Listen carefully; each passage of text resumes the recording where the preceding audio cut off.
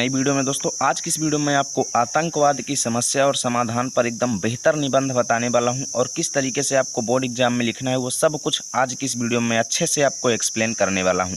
तो भैया आज की ये वीडियो बहुत ज़्यादा खास होने वाली है, अंत तक देखिएगा और बोर्ड एग्जाम में ऐसे ही निबंध लिख करके आपको आना है, ठीक है ना। अगर आप बुक्स में देखेंगे तो भैया बहुत लेंदी निबंध दिया हुआ है और इतना बड़ा निबंध बोर्ड एग्जाम में लिखेंगे तो निबंध के अलावा और कुछ कर नहीं पाएंगे, ठीक है ना। तो आज की इस वीडियो में जो निबंध आपको बताऊंगा इसे आप मात्र कम समय में लिख पाएंगे, प्लस आपका एक भी नंबर नहीं कटने वाला, खास बात ये है, ठीक है ना। तो चलिए शुरू करते हैं बिना देरी किए हुए वीडियो को। तो यहाँ पर देखो, किसी भी निबंध को लिखने से पहले सबसे पहले आपको रूपरेखा बनानी है जिसमें उस निबंध के टॉपिक से रिलेटेड जो है हेडिंग्स लिखनी है। और हेडिंग्स में पहली हेडिंग जो है प्रस्तावना सबसे ज़्यादा इंपॉर्टेंट है, ये हेडिंग ज़रूर लिखना है।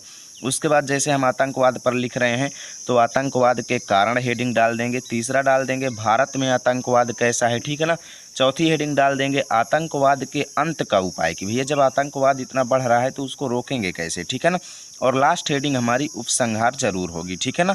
तो ध्यान देना, मेन चीज़ क्या देखना है, पहले आपको रूपरेखा हेडिंग डालना है जिसमें प्रस्तावना हेडिंग तो रहना ही रहना है, ठीक है ना।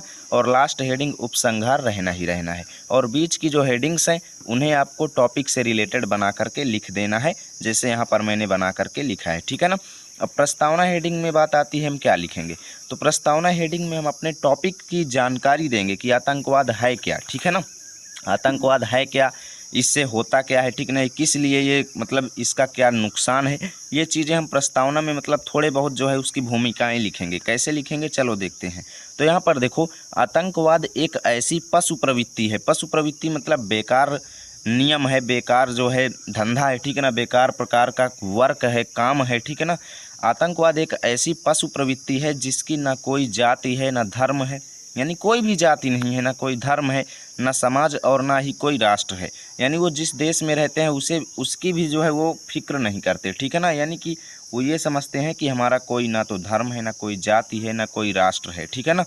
यह तो विघटनकारी तत्वों द्वारा मतलब नुकसान पहुंचाने वाली चीज़ों द्वारा स्वार्थांध होकर, स्वार्थांध मतलब अपने प्रति, मतलब अपने लिए स्वार्थी होना, ठीक है ना। तो स्वार्थ में अंधे होकर किया गया एक सामूहिक हिंसात्मक प्रयास है।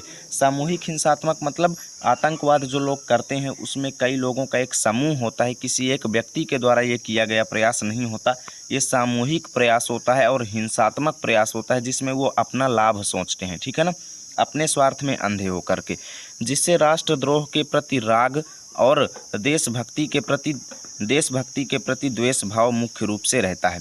यानी कि देशभक्ति के प्रति वहाँ पर ईर्षा भाव व्यक्त होता है और देश और राष्ट्रद्रोह के प्रति राग यानी प्रेम होता है। यानी कि राष्ट्र जो है राष्ट्रद्रोही एक प्रकार से कह लो, आतंकवाद जो होते हैं देशद्रोही राष्ट्रद्रोही होते हैं, ठीक है ना। तो वही चीज़ यहाँ पर हम लिख देंगे। और अगली हेडिंग हमने जैसे डाला है वहाँ पर रूपरेखा में आतंकवाद के कारण, तो इसमें हम लिखेंगे कि भैया आतंकवाद क्यों बढ़ रहा है, आखिर इसका कारण क्या है। तो इस तरीके से लिखेंगे, देखो अंतर्राष्ट्रीय प्रगति की दौड़ में, मतलब जब सब देश उन्नति कर रहे हैं इस रेस में, ठीक है ना, जैसे भारत आगे बढ़ रहा है, चीन आगे बढ़ रहा है, अमेरिका आगे बढ़ रहा है, तो इस प्रगति के रास्ते में प्रत्येक राष्ट्र एक दूसरे के प्रगति पथ पर पत्थर रखना चाहता है। यानी प्रत्येक देश क्या सोचता है कि भैया वो आगे मुझसे न बढ़ने पाए, अमेरिका सोचता है कि भारत मुझसे आगे न बढ़ने पाए, भारत सोचता है कि चीन मुझसे आगे न बढ़ने पाए। तो ऐसे मतलब एक दूसरे से ईर्ष्या भाव करना चाहते हैं, मतलब एक दूसरे के प्रगति पथ पर रोक रखना चाहते हैं, रोक लगाना चाहते हैं।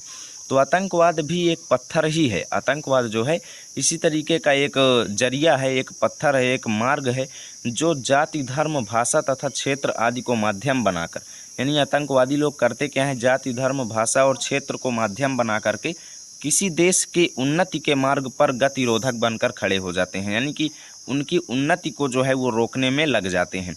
तो आदि को माध्यम बनाकर प्रगति पथ पर गतिरोधक बनाकर रखा जाता है जिसके पीछे किसी दूसरे व्यक्ति की बुरी साजिश होती है। यानी आतंकवादी लोग रहते जिस देश में है उस देश के प्रति उनको प्रेम नहीं होता है, वो किसी दूसरे देश की उन्नति के लिए वर्क करते हैं अपने देश को नुकसान पहुंचा करके, ठीक है ना। जैसे अगर आप भारत में रहते हैं और भारत का खाना भी खाते हैं, लेकिन अगर आप पाकिस्तान की हेल्प करते हैं तो आप एक आतंकवादी हैं, ठीक है ना। चलिए चलते हैं अगली हेडिंग। तो यहाँ पर देखो मैं आपको दिखा देता हूँ कि अगली हेडिंग में हम क्या लिखेंगे। तो अगली हेडिंग हमारी रहेगी भारत में आतंकवाद, ठीक है ना। जैसे यहाँ पर रूपरेखा मैंने आपको दिखाया था, अगली हेडिंग हमारी भारत में आतंकवाद है। तो इसमें हम क्या लिखेंगे, अपने देश में आतंकवाद की स्थिति का वर्णन करेंगे। कैसे, देखो, हमारे देश में आतंकवाद दिन प्रतिदिन बढ़ता जा रहा है। आज भी ऐसे कुछ कश्मीरी कुपुत्र हैं, यानी कश्मीर में रहने वाले कुपुत्र हैं, जो खाते यहाँ का हैं और गाते दूसरे देश का हैं। पुलवामा हमले जैसे खतरनाक घटनाएं आतंकवाद की बढ़ोतरी को प्रकट करती हैं। कश्मीर के साथ साथ भारत के कई राज्य आतंकवाद की समस्या से पीड़ित हैं। यानी कि केवल कश्मीर ही नहीं, भारत के कई राज्य आतंकवाद की समस्या का शिकार हैं।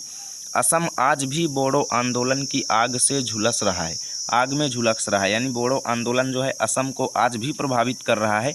सीमा पर होने वाली अधिकतर घटनाएं आतंकवादियों के कारण होती हैं। यानी आतंकवादी लोग ही सीमा पर देश को नुकसान पहुंचाने का षड्यंत्र रचते हैं, ठीक है ना। तो इस तरीके से आपको इस हेडिंग के अंतर्गत लिखना है। आप लोग स्क्रीनशॉट भी ले सकते हो, या फिर PDF के लिए टेलीग्राम पर हमारे चैनल का नाम सर्च कर लीजिएगा, लर्न विथ RP, वहाँ पर आपको चैनल मिल जाएगा, उसे ज्वाइन कर लो। वहाँ पर हम पूरी PDF आपको फ्री में देते हैं, ठीक है ना।